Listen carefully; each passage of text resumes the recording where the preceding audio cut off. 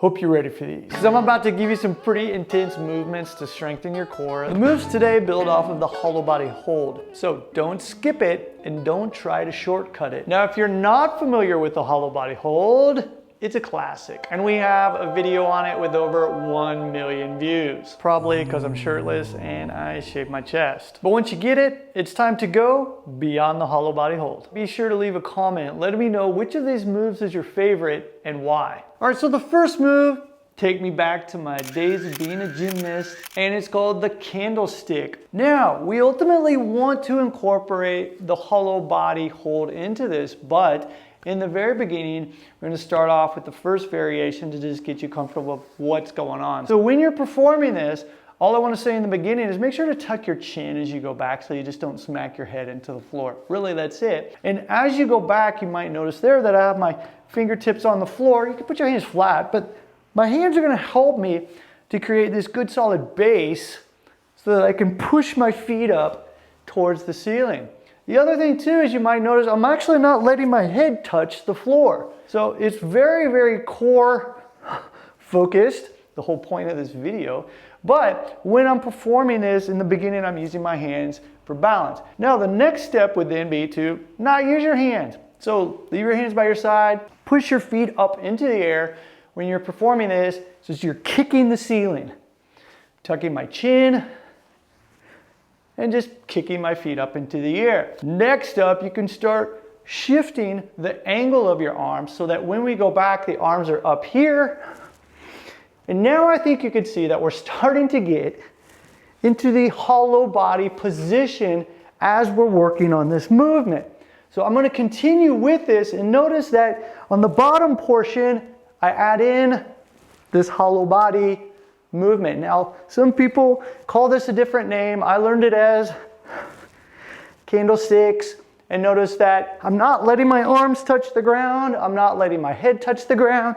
You can even pause here, rock forward, rock back, and continue rocking forward in this position. This is an open hollow body position for candlesticks. All right, so quickly, I just want to say, don't worry about repetitions. Set a timer, 45 seconds, maybe a minute, and just work on going in and out of these positions rather than thinking that you should jump right into it and crank out a bunch of repetitions. Nope. It's about first getting really, really good with these positions, working on gradually getting stronger, and then the way that we work them is by using time, duration. Now the next move we have is actually from the recovery portion of our regulator program. Now twisting is very important in order to have a strong core, and that's what we're going to be focusing on this movement. I'm going to show you a couple angles, but first from the front so you can kind of see what's going on. If you're familiar with the cobra position, then you'll know what this is. And from here, I'm simply going to bring one leg up, and as I push into the floor, extend my chest, placing my foot on the ground and pushing up into a sitting position. I then return to that position with the focus being on the side here, using my core for balance as I go into this cobra position where I can then switch, change sides, slowly bringing my leg up over into the sitting position. And once again, the focus here should be on the side and balancing. So notice that my leg here off of the ground is going slow, slow. I can use this hand for balance as I bring this hand over to the opposite side. Slowly letting the hand come down and then getting into this cobra position. Now you can make some adjustments to make this more difficult by doing exactly what I just did and using your fingers as training wheels as you go up over. So gradually getting to the point where you're just using one finger, using the core, focusing on the core. As you come back to the front, trying to find that balance, slowly moving into the movement, stretching out, going to the opposite side. Let's say this time you have trouble with this side. That's perfectly fine. You're gonna have one side that's stronger than the other. Maybe you need to use your fingers here, push into it. As you come back down to this side, trying to find that balance. Maybe you're a little weak here. You just put your fingers out and slowly work into this movement.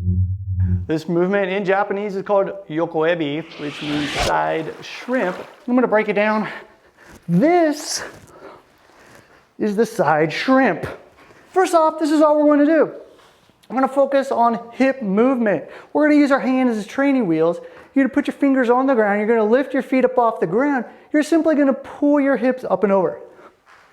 You're going to bring them back to the center and then back to the other side. So you're just basically going through left, center, right, center, left. Notice my head is off the ground and that this movement kind of mimics the candlestick that we were doing earlier, but we're simply going side to side. What we're going to do next is focus on the shoulders. And so we're going to use our arms and we're going to throw our hands up in the air and pull our shoulders over to the side.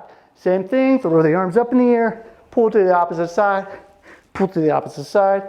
Now what we can do is start working on moving our hips without our arms now. So we go hips, shoulders, hips, shoulders. This time we're here and we're going to incorporate our arms in order to help us to move our hips.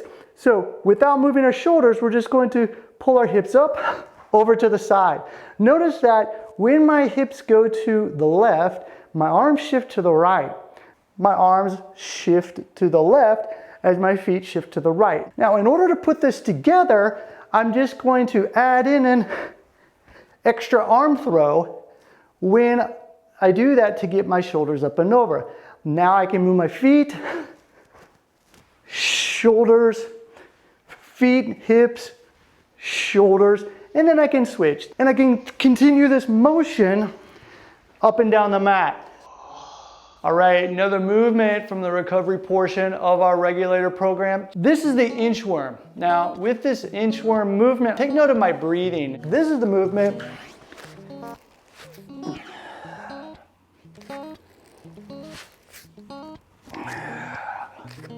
One more.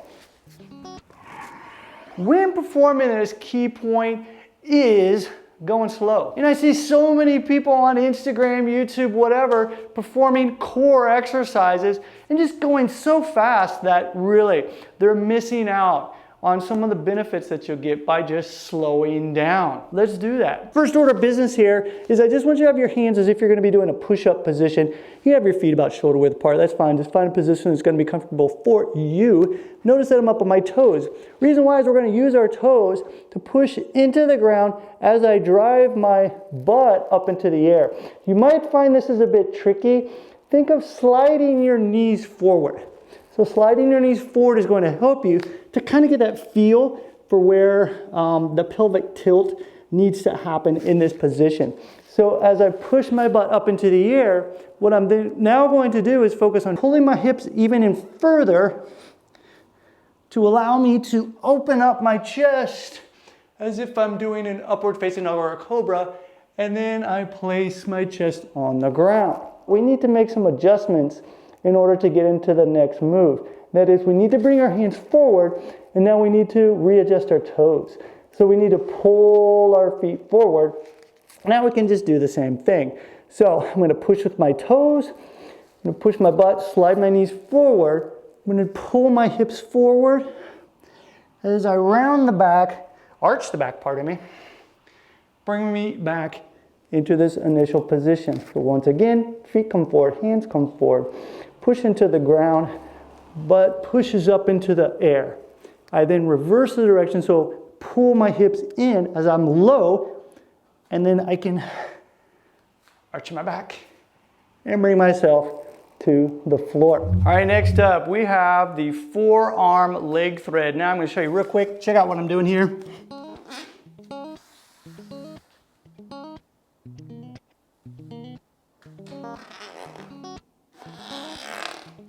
On my squeaky mats. Now you've probably seen this before, at least a version of it. You can check out Instagram and see a lot of people just blowing through this, doing this. It's a fun movement, I'll agree. But like I said earlier, slow this down, let's work, strengthening our core. At the same time, it's gonna help with our flexibility as well as our control. Now, in the very beginning, we're gonna start off by taking ourselves a little further away from the floor. By having this distance, if you will, it's going to allow us to work on really getting this leg thread down first. Then we can get closer to the floor, and that's going to further tax our core as well as help to improve our mobility. So first off, Hands about shoulder width apart, knees, feet about shoulder width apart. We're gonna first work on what I like to call the floating tabletop. Now, you're gonna round your back just slightly, and from here, this activates the core. You're pushing down away from the floor. I want you to just float your knees off the floor just a little bit. Back and forth, side to side. This alone can be quite taxing on the core. Keep pushing, rounding the back. Now, once you're comfortable with that, I just want to ask you to drop your heels to the ground. That's it. Once you drop your heels to the ground, then I'm going to have you push away from the floor, sort of like when you were doing that cobra and twisting and sitting up out of it on the floor. Really focusing on the side, compressing the core. When you're doing this, pull your knee up. And I want you to turn just slightly. And the weight now is 50-50. And with this, just ask you to extend that leg, put it on the ground, pull it back in, slowly rotate, placing the hand on the floor. You can let the heel come off the ground and replace the foot. So once again, knees are on the ground. We're gonna go into this floating tabletop position, rounding the back. Exhale, pulling the hips in. So you have a little bit of a pelvic tilt there, just like we did earlier with the inchworm. You're gonna let the knees float. You're then gonna check side to side. You're gonna let the heels drop to the opposite side. You're pushing down away from the floor, slowly pulling the hand up off. Foot comes off, knee is bent, comes in a bit higher, extend the leg.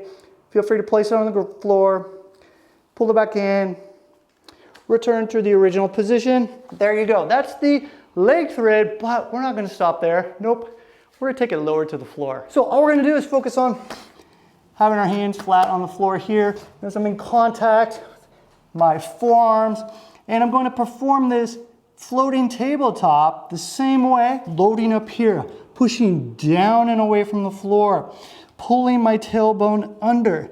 As I push away from the floor, letting my knees float. Hang out here for just a second with me. We can even check side to side if you want. We can let the heel fall down. Okay, now, from here, we need to load on the opposite side to pull the hand close in, bring the knee in. We can extend the leg. You can even let it float. Pull it back in. Slowly, slowly return to the original position. Placing the knees on the ground. We'll load once more. Rounding the back, pushing away, tucking the tailbone, getting into this floating tabletop. Here, we're going to drop the heels. We're going to then load this arm, pushing away. It's like we're doing a side plank. We're going to bring that knee in. We're going to extend that leg.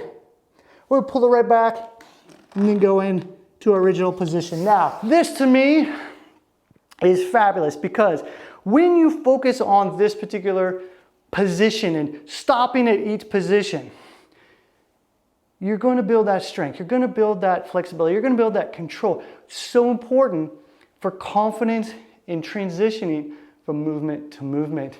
So we're here moving into other positions. Let's say you do a grappling art. I think you can see where this is going. I'm moving into other positions, putting this into motion now, and being able to comfortably get into certain positions,